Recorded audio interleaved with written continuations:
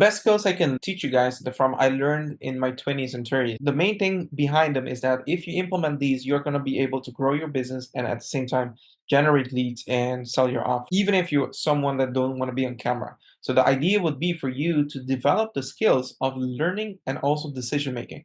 By learning, you acquire knowledge, but decision making will help you implement that knowledge in a way that benefits you and benefit others. This means that people will be attracted to you because they can see genuinely you're interested in their benefit, but also you're interested in your own well-being.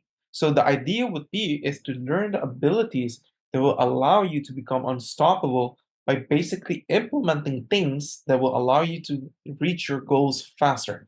And that is the decision-making skills that you want to implement within your one-person business. Whenever a client comes to you, you can immediately understand, okay, these clients need to take a certain step to achieve their goals, but at the same time, they're going to be facing certain decisions. Decision to be on camera or be off camera, to invest in their business or not invest in their business, to spend their time or spend their money, to hire someone or not hire someone, to build a system or do it themselves. So all those decisions will end up to an outcome. So you are going to have to, with your expertise and your knowledge, learn a lot about managing business, building an online business through doing it. And once you did it, then you can say, okay, now I know in what phase and what steps and what process I had to make certain decisions. So you already can guide someone else that is coming behind you how to make those decisions, right? So the only way you're going to come to that conclusion and you're going to gain those expertise is by doing deep work. Deep work involves anything that you're passionate about, you're committed about, and you want to personally invest your time in by simply working on a specific project and building your stuff.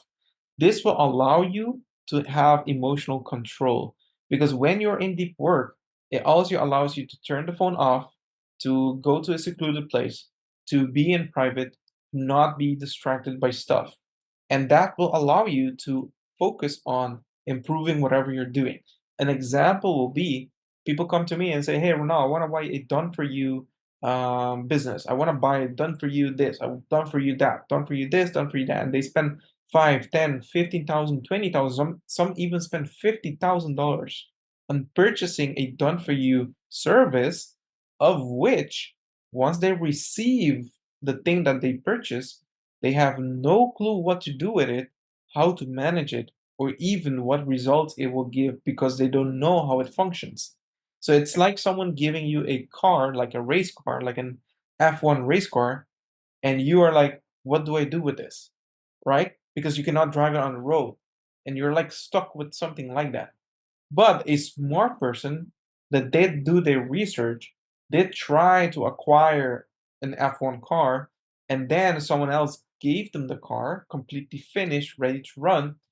What can the person do with it? The person has emotional control because they know exactly, hey, I can reach out to certain companies, I can reach out to certain persons, I can go to certain businesses, maybe get their sponsorships, etc., etc., etc., right? Because you know exactly how to process the information without getting hyped up, without feeling emotionally down, or without feeling overwhelmed, or without feeling depressed.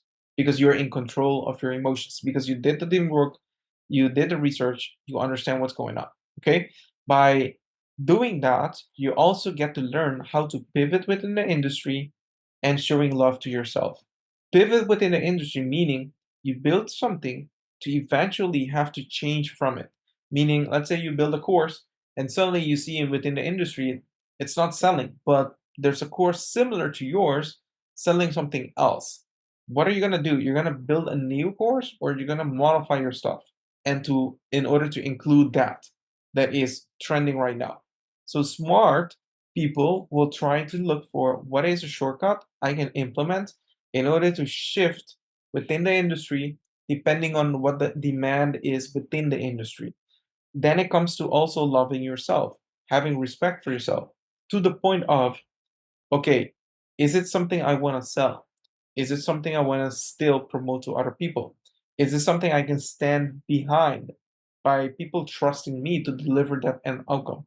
If it's a yes, what you're doing to yourself is not only you're respecting yourself, your judgment, but other people are seeing that as well, and therefore they're respecting you more for it.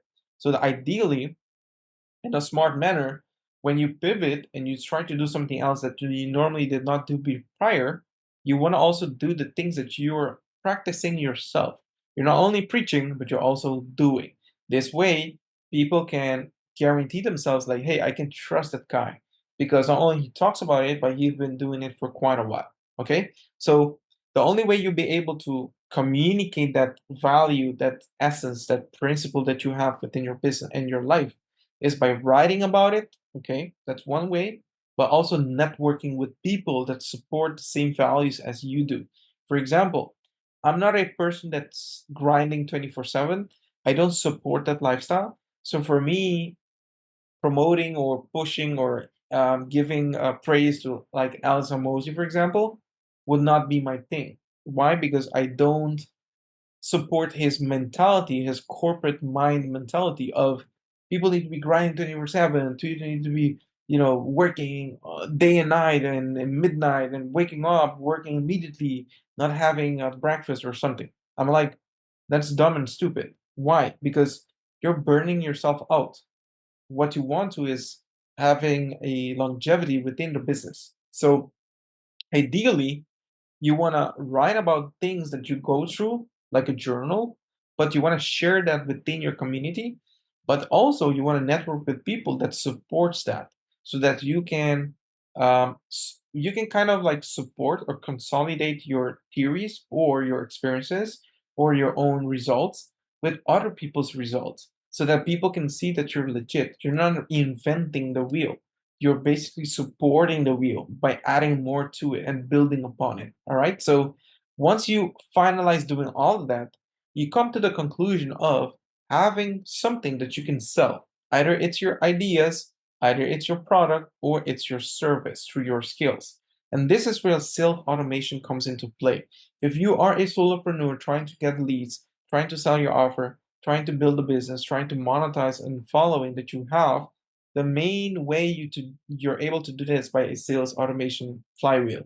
Okay, now in my case, in my priority pass course, I'm able to explain that to you in detail and break down from not only when it comes to copywriting, but also when it comes to building the system and promoting that system to many different types of lead magnets.